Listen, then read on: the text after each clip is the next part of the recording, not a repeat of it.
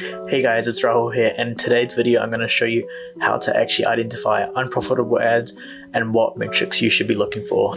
Just want to say, if you do like my videos, I'd appreciate a subscribe to the channel, and if you have any questions at all, place them below in the comment section and I will get back to them, or I will answer them directly in a video. With that being said, let's get straight into it.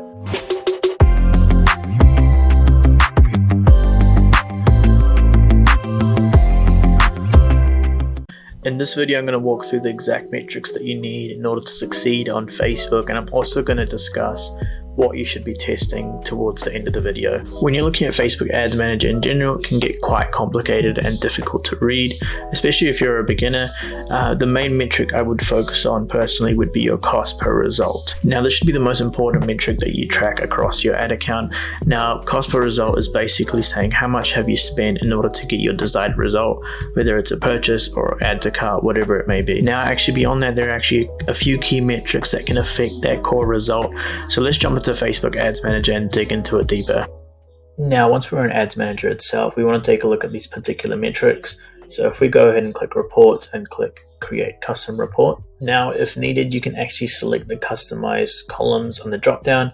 Additionally, you can actually choose anything from the right hand side over here, which is particularly fine as well. So what you're actually looking to do is see the cost per result. So the cost per result is going to change based on the type of campaign you have set up and the objective you've chosen, obviously. So in this example, I have a conversions campaign and the objective is purchases. So I'm currently sending traffic to a website where people can purchase the products on the site, and basically Facebook would record the cost per purchase. Now, this will vary depending on what you've actually chosen. If you've chosen a lead objective, then it would be a cost per lead Facebook would optimize for.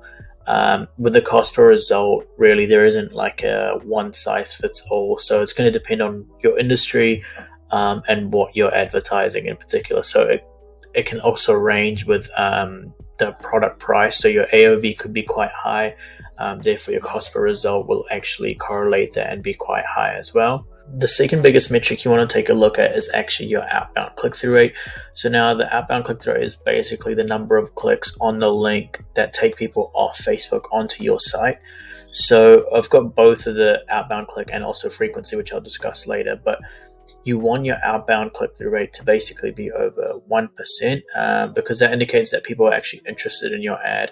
If it's lower than 1%, you might want to consider turning that ad off. Again, you need to look at your cost per result and other metrics to determine that. So another metric I look at closely is frequency and also first time impression ratio. Now, these two metrics kind of show you how often your ad is being shown and what percentage of people are seeing your ad for the first time. In general, I recommend keeping your frequency below a 3 for cold audience. For retargeting audience, the frequency can go higher because it's shown to people who are familiar with your brand. So if you have a shorter promotion window, it's okay to have a frequency go a little bit higher, up to a 5 or a 6.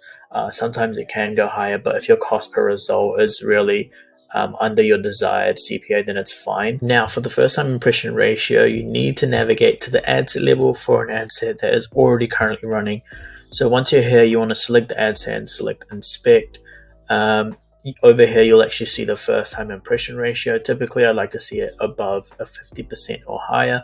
If it's below, there's a bunch of things that can actually affect it, which is including the ad creative itself.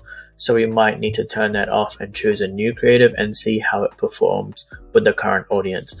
So looking at the individual metrics is great, but you also want to pay attention on the large trends of the ad. So how it's performing, overall across multiple days. If you are seeing a decline in performance of 30% over like 5 to 7 days, your ad may be fatigued and it might be time to try something else. So now when it comes to actually looking for trends, how do we actually spot that? Currently, I know of 2 ways, and I'm sure most people do the same as well. So you can go into an ad set and actually click view charts. Now inside of here, it doesn't provide a great kind of overview of the trends, but you can kind of choose the dates from here and also the custom metrics that you want to compare it against. What I usually look at is week by week comparison. So if I go last 7 days and then you click the compare here and update, You can choose what you want to compare against, so we can go cost per result, and we can see that the cost per result has actually gone up week by week. So it used to be $18.77. Now it's at $23.88 per purchase. It also shows the amount spent comparison, which is great. So you can compare these things and also dig deeper. You can go into the ads as well, see where the budget allocation has gone, and compare it week by week. Now, if we had to actually analyze this particular ad set for this account, we'd see that most of the spend is going towards an existing post, which is doing great. It's probably got a lot of engagement on it, hence why Facebook's driving it more.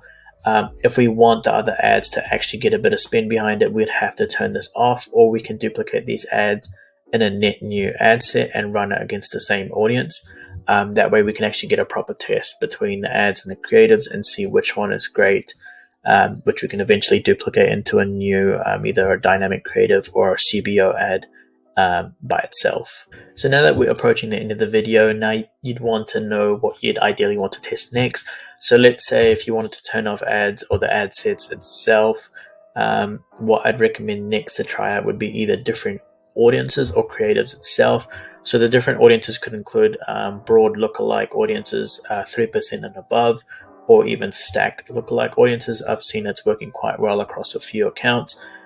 We can also look at narrowing down age range, so seeing what's the best performing age range for that particular product or the brand itself. For ads, I think in terms of creative testing, the biggest variable is going to be testing your videos or your images. You may want to try different hooks. So checking out a video viewed percentage and seeing where most users are dropping off. So let's say if they drop off in the first, they're watching for the first 3 seconds and they drop off on the 4th and 5th second. So maybe we can try change the hook on the 4th and 5th second and do some creative testing around that itself. So that concludes the video for today. If you guys have any questions, please comment them below. If it's in regards to creative testing, I'm going to be creating a video of that hopefully next week or the week after on what variables you can actually test and different hooks you can try out. But for now, I will catch you guys next week.